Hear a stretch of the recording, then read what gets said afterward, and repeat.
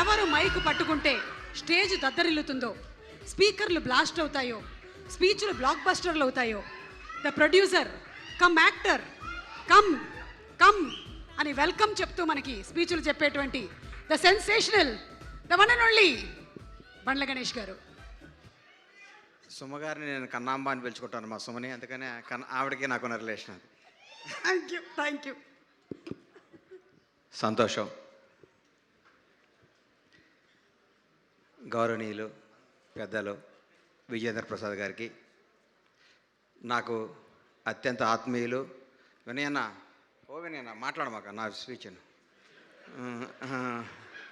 నాకు అత్యంత ఆత్మీయులు నా సొంత అన్న వి వినాయక్ గారికి, తమ్ముడు బాబీ గారికి, బోస్ గారికి, మా కోర్టు నిర్మాత నాని గారి సిస్టర్, మాకు కూడా నువ్వు సిస్టర్ గారమ్మ, నువ్వు మంచి మంచి హిట్లు తీయాలని మనస్ఫూర్తిగా కోరుకుంటున్నాను. అలాగే హీరోకి అందరికీ నా హృదయపూర్వక ధన్యవాదాలు.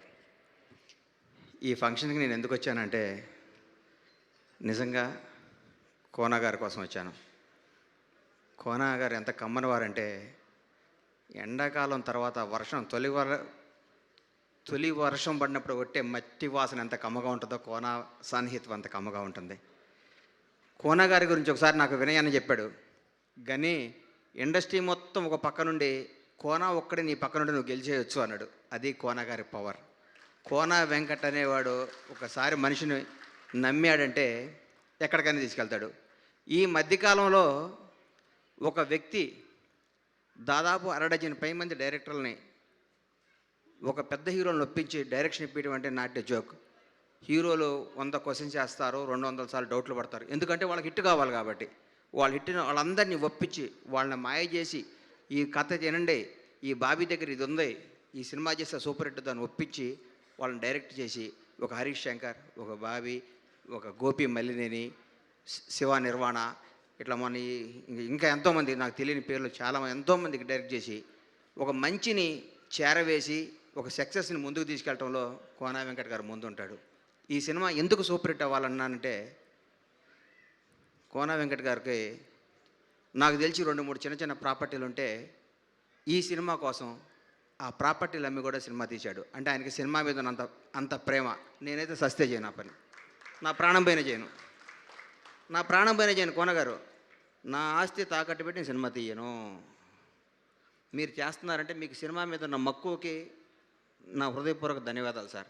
మీరు సినిమాని ఎంత ప్రేమిస్తారో, ఈ సినిమా ముఖ్యంగా బ్యాండ్ మేళం సినిమాలో మీరు ఎత్తుకున్న విధానం, రోహన్ నువ్వు పైకి రా,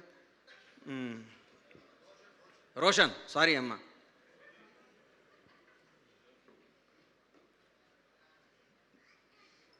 నిజంగా చెప్తున్నా, నువ్వు చేస్తుంటే ఇండస్ట్రీ టాలెంట్ ఎవడో సొత్తు కాదు, ఎవరైనా రావచ్చు.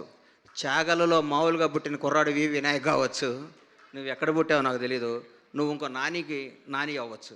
ఎందుకంటే నాని వాళ్ళు కూడా చిన్న స్థాయి నుంచి, ఎవడు ఇండస్ట్రీలో ఒక స్టార్ కొడుకు స్టార్ అవ్వటం ఎక్కడో రేరు. ఒక రామ్ చరణ్ లాంటి, ఓ మహేష్ బాబు లాంటి జరిగింది. కానీ నిజంగా ఒక స్టార్ డైరెక్టర్ కొడుకులు కానీ, నా వారసుడు ఆస్తి ఇచ్చారు కానీ సక్సెస్ ఇచ్చారా వినయ్ అన్న? ఎవరికన్నా సక్సెస్ అనేది మన చేతులు లేదన్న. నిజంగా నేను చూస్తే అమ్మ నువ్వు నా కొడుకు పెట్టే బాగుండేది అనుకున్నాను లోపల. గణేష్ గారు ఒక్క నిమిషం. గణేష్ గారు, ఇప్పుడే ఇక్కడికి వచ్చిన మన శ్రీ విష్ణు గారికి వెరీ వెరీ హార్టీ వెల్కమ్ చెప్తున్నాము. Vishnu garu our king of entertainment, our hero Shri Vishnu గారికి very very hearty welcome. Sir continue చేయొచ్చా సుమగా?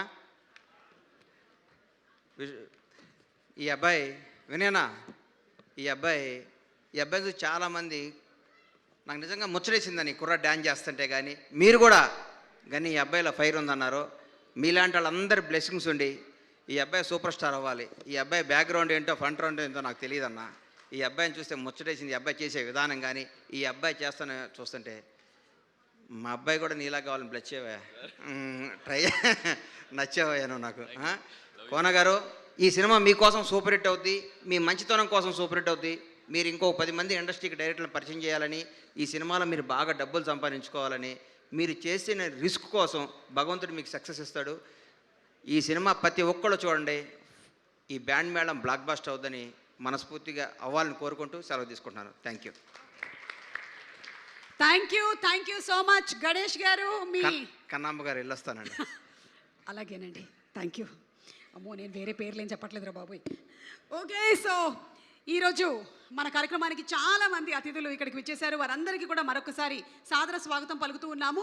అలాగే కోనా ఫిల్మ్ కార్పొరేషన్ని ఎస్టాబ్లిష్ చేసి ఎంతోమంది న్యూ టెక్నీషియన్స్ని, న్యూ యాక్టర్స్ని కూడా ఈ వెండితెరకి పరిచయం చేస్తున్నటువంటి ఘనత మా కోనా వెంకట్ గారిది. అలాగే వారి అమ్మాయిలు కావ్య అండ్ శ్రావ్యకి కూడా హార్టీ కంగ్రాచులేషన్స్ తెలియచెప్తూ ఉన్నాము.